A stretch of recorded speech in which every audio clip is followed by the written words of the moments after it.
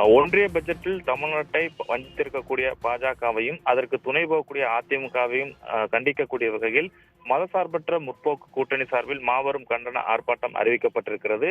அந்த வெளியிடப்பட்டிருக்கக்கூடிய அந்த அறிவிப்பில் ஒன்றிய பட்ஜெட்டில் தமிழகம் புறக்கணிக்கப்படுவதற்கு எதிராகவும் 100 நாள் வேலையை ஒழிக்கும் சட்டம், விவசாயிகள் வயிற்றில் அடிக்கும் அமெரிக்க வர்த்தக ஒப்பந்தம் என ஒன்றிய நிதிநிலை அறிக்கையில் தமிழ்நாட்டை புறக்கணித்து தமிழ்நாட்டு மக்களை வஞ்சித்து வளர்ச்சியை தடுத்து வரும் ஒன்றிய பாஜக அரசையும் அதற்கு ஒத்துவதும் அடிமை அதிமுகவையும் கண்டித்து தமிழ்நாட்டினுடைய அனைத்து மாநகரங்களிலும் தலா ஒரு இடத்தில் மற்றும் திமுக ஒன்றிய நகரம் பேரூர் அளவிலும் கூட வருகிற 12ஆம் தேதி வியாழக்கிழமை காலை 10:30 மணி அளவில் மதசார்பற்ற முற்போக்கு கூட்டணி சார்பில் மாபெரும் கண்டன ஆர்ப்பாட்டம் நடைபெறும் என்று அறிவிக்கப்பட்டிருக்கிறது. குறிப்பாக ஒன்றிய அரசினுடைய பட்ஜெட்டில் தமிழ்நாட்டிற்கான கல்வி நிதி 3458 கோடி,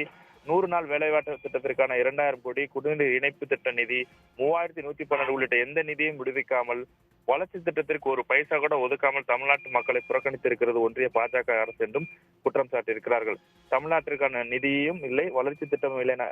ஒன்றிய அரசு கைவிரித்த போதும் அவர்களின் காலில் விழுந்து ஆதரித்துள்ளது அடிமை அதிமுக. நிதி மறுப்பு மற்றும் ஒருபுறம் என்றால் மகாத்மா காந்தி தேசிய ஊரக உறுதிவேலைப்பு சட்டத்தை சிதைத்து 100 நாள் வேலையை இனி இல்லாமல் செய்து கிராம மக்களின் வாழ்வாதாரத்தை அளிக்கும் சட்டத்தையும் திரும்ப பெறாமல் அதற்கான நிதி ஒதுக்கீட்டை அதிகரிக்கவோ செய்யாமல் ஏழை மக்களினுடைய வயிற்றில் அடித்து இருக்கிறது. இவ்வாறான ஒரு சூழ்நிலையில் தான் நிதி ஒதுக்கீட்டில் பாரபட்சம், புது புது சட்டங்கள், ஒப்பந்தங்கள் வழியே மக்களை வஞ்சிப்பது, நம் வளர்ச்சியை தடுத்து வீழ்ச்சியில் தள்ள துடிப்பது என அநீதி இழைத்து வரக்கூடிய ஒன்றிய பாஜக அரசை எதிர்த்தும் அதோடு கூட்டு சேர்ந்து டெப்பா என்ஜின் மூலம் ஒட்டுமொத்த தமிழ்நாட்டு மக்களையும் டெல்லியின் அடிமையாக்க துடிக்கக்கூடிய அதிமுக